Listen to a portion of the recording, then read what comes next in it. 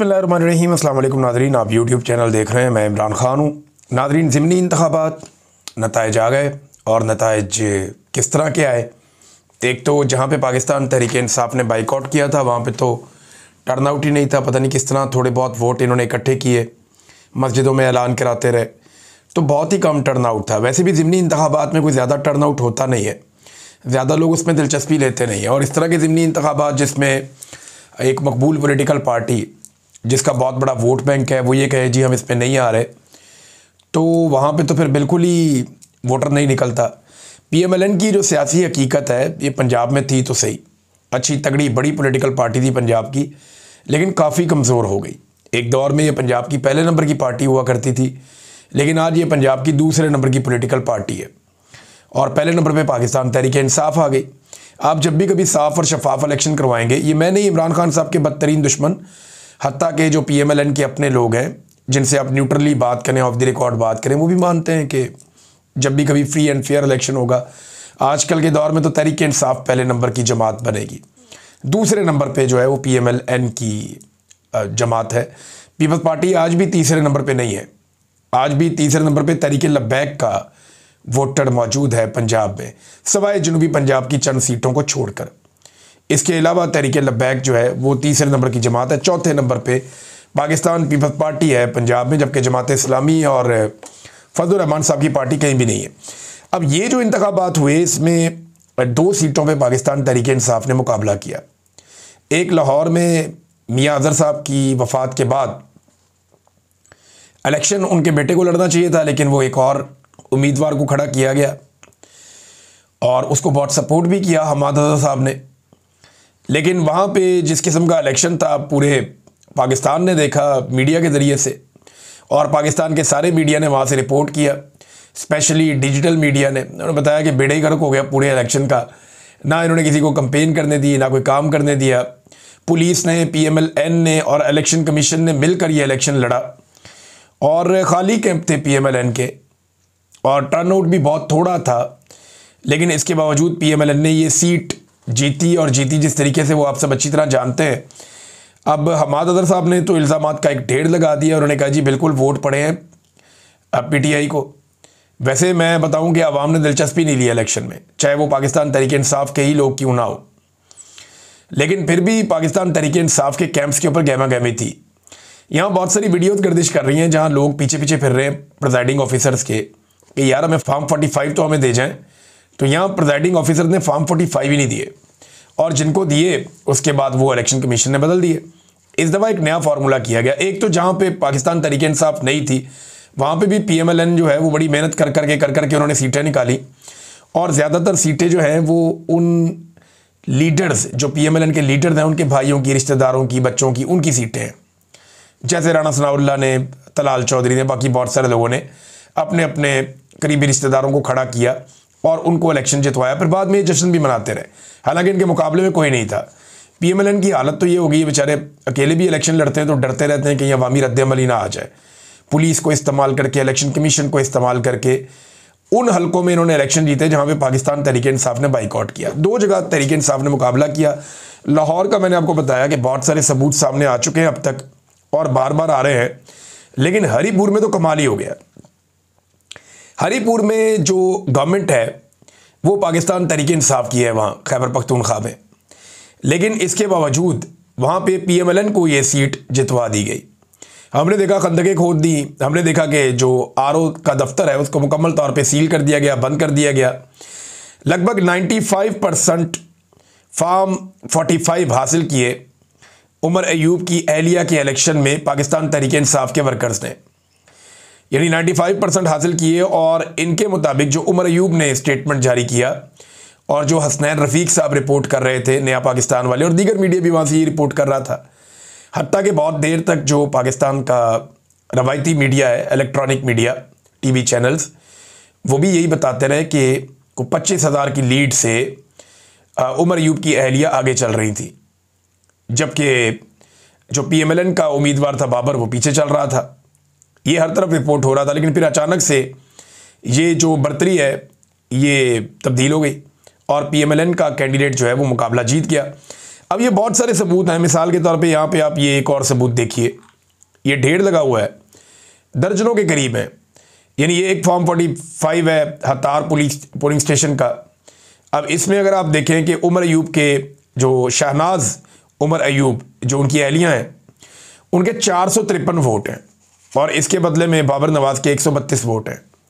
तो आप अंदाज़ा लगा लें कि कुछ 350 वोटों का फ़र्क है, इतने ज़्यादा वोट उन्होंने लिए हैं।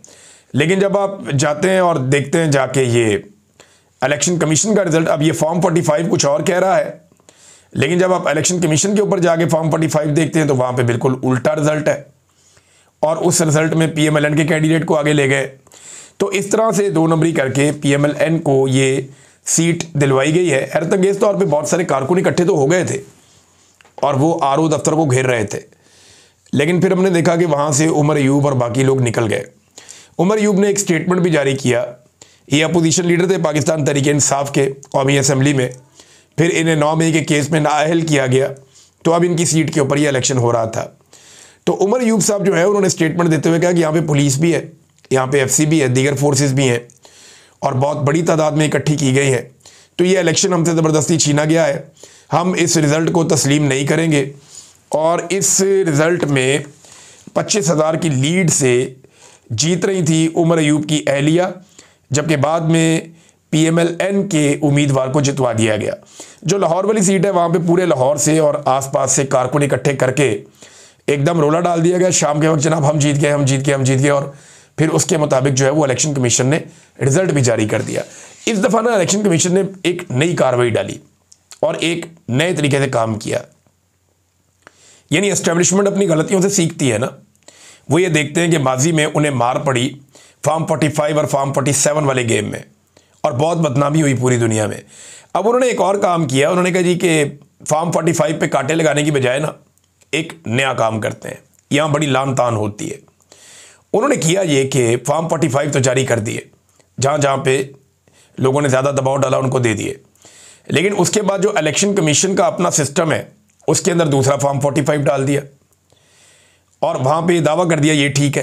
अब आप अपना असली फॉर्म 45 लेकर घूमते रहिए, कभी आप ट्रिब्यूनल में जाएं, कभी आप इलेक्शन कमीशन में जाएं, आपकी बात ही कोई नहीं मानेगा। और ये उम्मीदवार जो जीत गया PMLN का, ये तो असासा है एस्टेब्लिशमेंट का, तो ये अपना टाइम पूरा करेगा।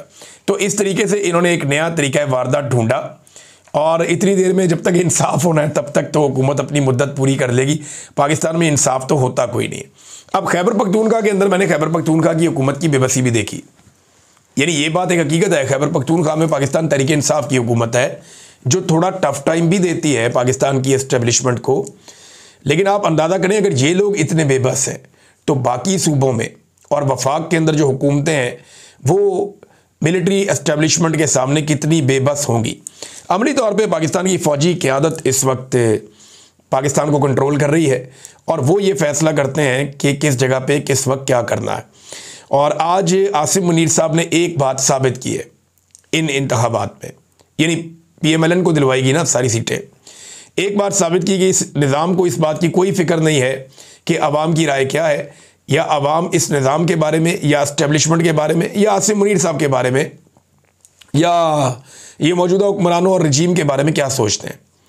यानी तमाम आज़ाद ज़राए का दावा है कि जो हरीपुर वाली सीट है वो तो बड़ी आसानी से पाकिस्तान तहरीक इंसाफ जीतती है। और सब ये पहले भी कह रहे थे कि अगर शफाफ इंतखाबात की सूरत में कोई इम्कान नहीं था कि नून लीग ये सीट जीत जाए, लेकिन फिर भी जितवाया गया। तो अब बड़ी वाज़ेह हो गई ये हकीकत कि एस्टेब्लिशमेंट यही करती जाएगी, ढिठाई के साथ, बेशर्मी के साथ, और उन्हें इस बात की कोई फ़िक्र नहीं है कि अवाम की तौहीन हो रही है। अब अगर इस चीज़ को बदलना है तो फिर अवाम को बदलना पड़ेगा। ये अब ऐसे नहीं बदलेगा, ना इसको अदालत ठीक करेगी, ना इसको पार्लियामान ठीक करेगी, ना इसको इंसानी हकूक़ की तंजीमें ठीक करेंगी, ना इसको अमेरिका ठीक करेगा, ना इसको IMF ठीक करेगा, ना ही इसको यूरोपीय यूनियन ठीक करेगा, ना ही इसको बरतानवी सफ़ीर ठीक करेगा। कोई इसके अंदर अक़वाम मुत्तहिदा कोई इसमें मुदाखलत नहीं करेगा। ये पाकिस्तानियों को अपने हाथ में मामला लेना पड़ेगा, पाकिस्तानियों को अपना मैंडेट और अपनी ताकत मनवानी पड़ेगी। जैसे पाकिस्तानियों ने एक वक्त आया था अपने लिए एक अलग वतन हासिल किया था और आज़ादी के लिए बड़ी कुर्बानी दी थी, ऐसे ही पाकिस्तानियों को ऐसा लगता है कि हकीकी आज़ादी के लिए भी अब शायद बड़ी कुर्बानी देनी पड़ेगी। उसकी वजह यह है कि हमें दिखाई दे रहा है कि अब वो इलेक्शन में भी नहीं मानते और इंसानों की राय को वो तस्लीम ही नहीं करते। यानी 95% रिजल्ट में 25,000 की लीड थी और जब रिजल्ट मुकम्मल होता है तो पता चलता है जनाब फारग है। और वो कहते हैं जी हम फॉर्म 45 लेकर गए जो हमें प्रिजाइडिंग ऑफिसर्स ने दिए, वो फॉर्म 45 हम हवाले कर रहे हैं आरओ के कि जनाब ये फॉर्म 45 है, इसके मुताबिक आप रिजल्ट जारी कर दें फॉर्म 47। तो आरओ ये कह रहा है कि मैं नहीं ले रहा। आरओ असली फॉर्म 45 लेने से इनकारी हो गए और उन्होंने अपनी वेबसाइट के ऊपर अपनी मर्जी का नतीजा डाल लिया। ये एक नया काम पाकिस्तान की एस्टेब्लिशमेंट ने सीखा है। एक और चीज़ नाज़रीन बड़ी इंटरेस्टिंग हुई। एक तरफ 3 मरतबा की वज़ीर-ए-आज़म की बेटी थी जिसने मुखालिफिन को दबाने के लिए, सियासी मुखालिफिन है, उन्होंने इलेक्शन ही लड़ना था, हर गैर जमहूरी हथकंडा, हर गैर जमहूरी हरबा उन्होंने इस्तेमाल किया और कोई तरीका उन्होंने नहीं छोड़ा जिससे अपने मुखालिफिन को ना दबाया हो। और दूसरी तरफ एक बिल्कुल आम सा मिडिल क्लास आदमी है और वो वज़ीर आला बना और किसी ख़ानदानी सियासत का नतीजा नहीं है ये शख्स सुहेल अफरीदी, और उसने फ्री हैंड दिया अपनी अपोजिशन को। अब इसमें जनाब सुहेल अफरीदी का एक स्टेटमेंट भी है कि हरीपुर इलेक्शन में नून लीग के रहनुमाओं ने मुझ पर ज़ाती हमले किए, गालियां दी, लेकिन मैंने किसी के खिलाफ कोई कार्रवाई नहीं की क्योंकि खैबर पख्तूनख्वा में जमहूरियत है, आज़ादी है। ये होती है ना जमहूरियत। लेकिन पाकिस्तान तहरीक इंसाफ अगर अपना हक नहीं ले सकती खैबर पख्तूनख्वा में, हरीपुर में, वो अगर इलेक्शन जीत के भी इलेक्शन की जीत अनाउंस नहीं करवा सकते तो ये इमरान खान को कैसे जेल से छुड़ाएंगे? ये तो एक बड़ी अलार्मिंग सिचुएशन है।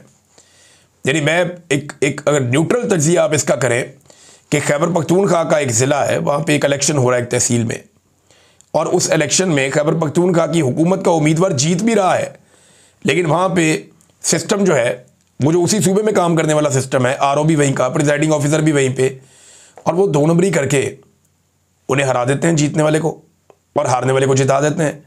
तो जब आप यहाँ इंसाफ नहीं ले सकते तो पंजाब की एक जेल में बंद अडियाला जेल में इमरान खान के लिए आप इंसाफ कैसे लेंगे?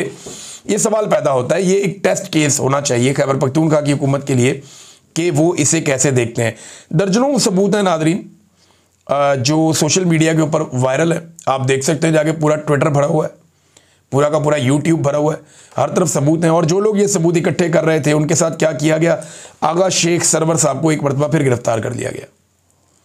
इन्होंने काफ़ी बेनकाब किया इस इलेक्शन में, कवरेज कर रहे थे, उन्हें वहाँ से उठा लिया गया।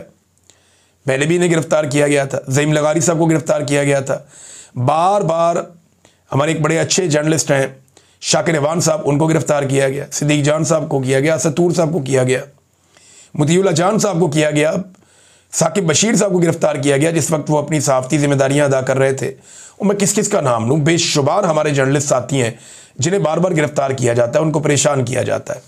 जो लोग भी इस रजीम के ख़िलाफ़ या इनकी ज़्यादती के ख़िलाफ़ कोई खबर ढूंढ कर लाते हैं या इन्हें बेनकाब करते हैं, उनके साथ यही किया जाता है।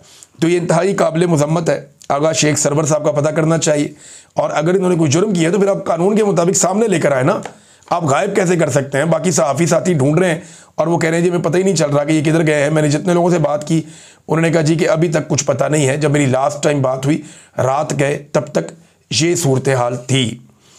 अब नादरीन एक और मैं आपके साथ खबर शेयर करता हूँ। यूसुफ रज़ा गिलानी साहब ने एक बात कंफर्म की है कि ये जो पावर शेयरिंग का एक फार्मूला था पीपल्स पार्टी और पीएमएलएन के बीच में, इस फार्मूले के मुताबिक अगस्त 2026 तक, यानी अब जो साल शुरू होने लगा है, इसके अगस्त तक शहबाज शरीफ ने वज़ीर आज़म रहना था और उसके बाद बिलावल ने वज़ीर आज़म बन जाना था, जबकि स्पीकर भी आधे आधे टाइम के लिए, चेयरमैन सेनेट भी आधे आधे टाइम के लिए।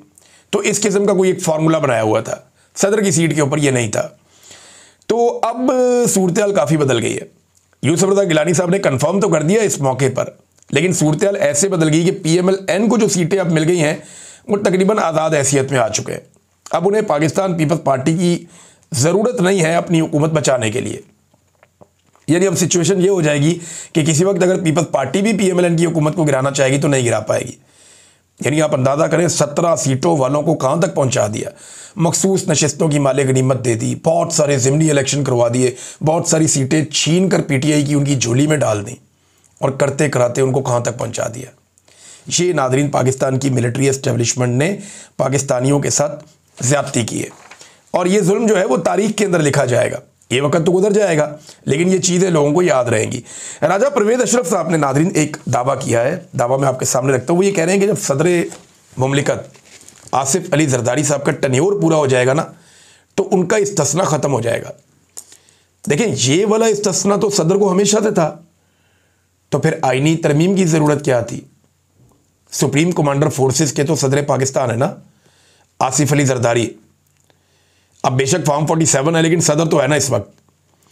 तो ये वाला इस्तिस्ना तो सदर को हमेशा से था कि जब तक वो सीट पे रहेगा तब तक उसे इस्तिस्ना इम्यूनिटी है, उसके ऊपर कोई केस बन नहीं सकता, कोई अदालत बुला नहीं सकती। ये जो ताहयात वाला मामला, इसके ऊपर तनकीद हो रही थी, लेकिन यहां पे राजा परवेज़ अशरफ साहब इससे मुकर गए। तो फिर क्या फील्ड मार्शल अकेले बेनिफिशरी हैं इस मामले के? क्योंकि उनका ओहदा भी ताहयात है, और जब तक वो फील्ड मार्शल के ओहदे पर हैं तब तक उनके साथ ये इस्तिस्ना चलेगा। और फील्ड मार्शल के ओहदे से हटाने के लिए कम से कम 2/3 अक्सरियत चाहिए होगी, और अगर 2/3 अक्सरियत आपके पास नहीं भी है, आप उनको हटाना चाहते हैं, तो जैसे सदर को मुआखजा करके या इम्पीचमेंट करके हटाया जाता है, वो तरीका है जिससे हटाया जाए। तो नाज़रीन, राजा परवेज़ अशरफ साहब का भी स्टेटमेंट आपके सामने रखा। एक और चीज़ आजकल बहुत डिस्कस हो रही है, चीज़ ये डिस्कस हो रही है कि खैबर पख्तूनख्वा में बहुत इल्ज़ाम लगाया जाता है कि बहुत सारी ऐसी फैक्ट्रियाँ हैं जहाँ पे नशा तैयार होता है, मंशियात का कारोबार होता है। ये आज से तो नहीं हो रहा, बलूचिस्तान में बहुत बड़े पैमाने पे होता है, खैबर पख्तूनख्वा के कबायली इलाकों में भी होता है। ये हकीकत है, इससे कोई भाग नहीं सकता। पहले ये सारा नशा जो है ये उगाया जाता था, तैयार किया जाता था अफ़गानिस्तान में। अफ़गानिस्तान में इसकी फैक्ट्रियाँ थीं, और बिल्कुल पाकिस्तान और अफ़गानिस्तान के बॉर्डर के साथ साथ कुछ फैक्ट्रियाँ मुश्तरका तौर पर लगी हुई थीं, और यहाँ पे दिन रात काम किया जाता था, और पूरी दुनिया को नशा यहाँ से सप्लाई होता था। और बहुत पैसा एजेंसियों ने बनाया, जो CIA वगैरह भी यहाँ पे मौजूद रहे, जो अफ़गानिस्तान के लोग थे उन्होंने भी बहुत पैसा बनाया, बड़े जराइम पेशा लोगों ने बहुत पैसा बनाया। आज बलूचिस्तान में ये धंधा बहुत उरूज पे है, खैबर पख्तूनख्वा में भी है, लेकिन खैबर पख्तूनख्वा पे उंगली उठाई जाती है, बलूचिस्तान के बारे में कोई बात नहीं करता, इसलिए कि वहाँ पे मौजूदा रजीम की मर्ज़ी की हुकूमत बनी हुई है। और ये मंशियात जो है वो स्मगल कैसे होती है, किसकी मदद से होती है, ये सारी दुनिया जानती है। इन मंशियात के खेतों को कौन प्रोटेक्ट करता है, सब जानते हैं। यहाँ से कंटेनरों में भर के मंशियात जब ले जाई जाती है तो नाकों के ऊपर इनको क्यों नहीं रोका जाता, ये भी एक बड़ा सवाल है, और हम सब इसका जवाब जानते हैं। तो मामला ये है कि अब मंशियात का कारोबार पाकिस्तान में बड़ा क्यों है? बड़ा सवाल तो ये है ना। तो ये बड़ा इसलिए है कि जब पहले भी तालिबान रजीम आया था अफ़गानिस्तान में मुल्ला उमर के दौर में, तो उन्होंने वहाँ पे तमाम जितने भी मंशियात के खेत थे पोस्ट के, उन सबको ज़ाया कर दिया था, और उन्होंने ज़ीरो कर दिया था मंशियात की पैदावार को अफ़गानिस्तान में। उसके नतीजे में एक मंशियात की बड़ी शॉर्टेज हो गई थी दुनिया में, और उसकी प्राइस बहुत बढ़ गई थी। इस मरतबा जब दोबारा तालिबान रजीम आया अफ़गानिस्तान में, आपको पसंद हो या ना हो, लेकिन हकीकत यह है कि उनके कंट्रोल में अफ़गानिस्तान, तो उन्होंने एक मरतबा फिर अपनी वही वाली पॉलिसी लगा दी। अब डिमांड तो ख़त्म नहीं हुई मंशियात की, तो फौरी तौर पे जो अफ़गानिस्तान के कई लोग हैं उन्होंने पाकिस्तान के मकामी कबाइलियों के साथ मिलकर बलूचिस्तान में और कुछ खैबर पख्तूनख्वा के इलाकों में पोस्ट को काश्त करना शुरू कर दिया, और यहाँ पे मंशियात का काम शुरू हो गया। चर्स का, पोस्ट का, दीगर और आइस वगैरह का, ये सब वहाँ काम धंधा चलता है। मैंने इसके ऊपर बाकायदा वीडियोस बनाई हुई हैं, अभी मैं दिखा इसलिए नहीं सकता कि मैं किन किन इलाकों में गया, मैं वो शेयर नहीं करना चाहता, जगह नहीं बताना चाहता। वक्त आएगा बहुत सारे हक़ाइक़ मैं सामने रखूँगा, लेकिन ये सब कुछ इसलिए हो रहा है कि अफ़गानिस्तान में ये बंद हो गया है, और पाकिस्तान में ये जो हो रहा है, ये पाकिस्तान की एस्टेब्लिशमेंट इससे बेखबर नहीं है। वो जानते हैं क्या हो रहा है, कितना हो रहा है, कौन कौन कर रहा है, और किस किस को हिस्सा जा रहा है, वो जानते हैं। एक हकीकत है, लेकिन इसमें आप सिर्फ एक सूबाई हुकूमत को कसूरवार ठहराएं, ये एक ज़्यादती है जो PMLN के लोग या ये सारे मिलकर करते हैं, क्योंकि ज़्यादा ये कारोबार धंधा बलूचिस्तान में हो रहा है। इसकी फैक्ट्रियाँ भी ज़्यादातर बलूचिस्तान के कुछ इलाकों में हैं। अब तक के लिए इतना ही, अपना ख्याल रखिएगा, अपने इस चैनल का भी। अल्लाह हाफ़िज़।